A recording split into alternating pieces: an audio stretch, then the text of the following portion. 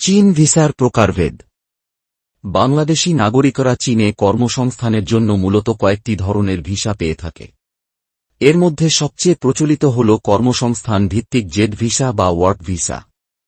এই ভিসার মাধ্যমে মূলত শিক্ষকতা, কারখানা শ্রমিক, হোটেল ও রেস্তোরাঁ কর্মী, নির্মাণ খাত, তথ্য প্রযুক্তি বিশেষজ্ঞ, চিকিৎসা পেশাজীবী, ব্যবসায় প্রশাসক এবং প্রকৌশলীদের নিয়োগ দেওয়া হয়ে থাকে। জেড ভিসার মেয়াদকাল সাধারণত 1 বছর থেকে 2 বছর পর্যন্ত হয়ে থাকে এবং তা চাকরির মেয়াদের ভিত্তিতে নবায়নযোগ্য।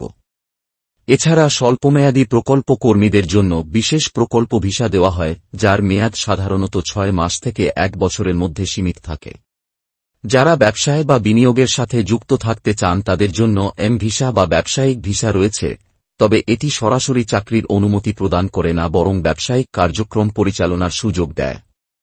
শিক্ষা প্রতিষ্ঠানে শিক্ষকতা করার ক্ষেত্রে আলাদা ওয়ার্ক পারমিট প্রদান করা হয় এবং সেটির মেয়াদকালও 1 থেকে 2 বছর পর্যন্ত হতে পারে। সব ধরনের ভিসাই বৈধ ওয়ার্ক কন্ট্রাক্ট এবং নিয়োগদাতার আমন্ত্রণপত্রের ভিত্তিতে অনুমোদিত হয় এবং ভিসার মেয়াদ শেষ হওয়ার পূর্বেই নবায়ন করতে হয়।